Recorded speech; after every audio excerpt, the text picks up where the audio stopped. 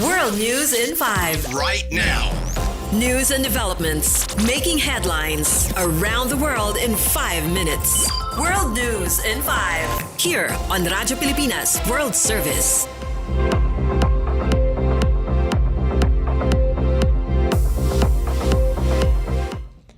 Good day to all of our listeners here on Radyo Pilipinas World Service. This is World News in 5 and I'm your host, Steph, Vicente. Iran says negotiations with the United States have made progress, but officials caution that a final agreement is not yet close. The BBC reports Iranian Foreign Ministry spokesperson Ismail Baghai said many key issues have been resolved, though no one can claim a deal is imminent. His comments came after U.S. Secretary of State Marco Rubio suggested that an announcement could come soon, possibly as early as Monday.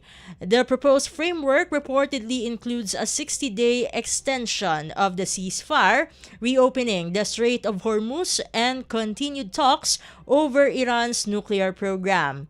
U.S. President Donald Trump over the weekend signaled optimism about a potential deal, but later instructed negotiators not to rush the process. Secretary Rubio, speaking in New Delhi, also urged caution, noting that communication delays with Iranian leadership are slowing progress. Reports indicate Iran's supreme leader remains in a secure, undisclosed location, complicating direct coordination. While markets have responded positively, major issues such as sanctions relief and limits on Iran's nuclear activities remain unresolved. In other news overseas, some pro-Israel advocates in the United States have been urging President Donald Trump not to finalize a potential deal with Iran, warning it may fall short of weakening Tehran's leadership and military power. Al Jazeera reports several hawkish lawmakers initially opposed any agreement that would significantly curb Iran's influence. However, their tone began to shift after U.S. President Trump suggested expanding diplomatic ties between Israel and several Arab nations as part of the deal. U.S. Senator Lindsey Graham, a longtime supporter of the war effort, had earlier warned that ending the conflict to reopen the Strait of Hormuz could pose risk for Israel. But he later praised President Trump's proposal, calling it a brilliant strategy that could bring greater stability to the region. Other pro-Israel commentators also welcomed the idea, highlighting its potential to expand the Abraham Accords and strengthen regional cooperation. Still, none of the countries mentioned by President Trump have publicly responded to the proposal, and some, including Saudi Arabia, continue to insist on conditions tied to Palestinian statehood. Analysts say the push for normalization may help ease criticism of ending the war, even as questions remain about whether the U.S. can persuade regional powers to agree.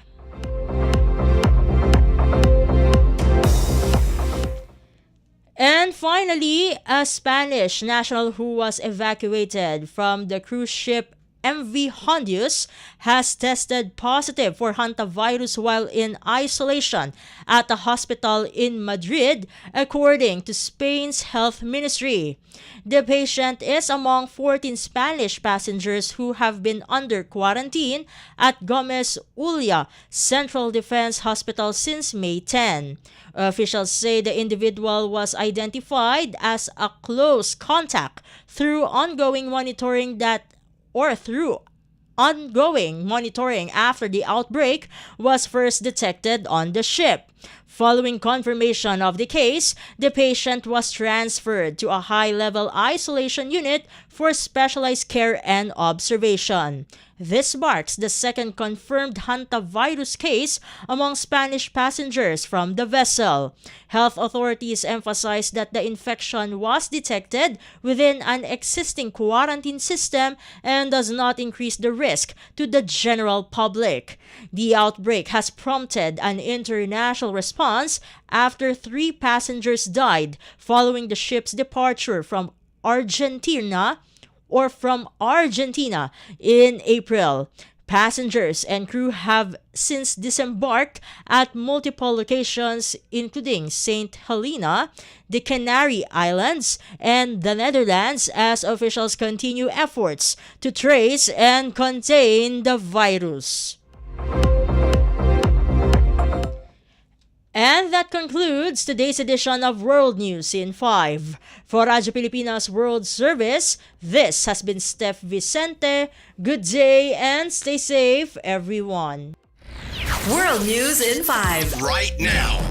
News and developments making headlines around the world in 5 minutes.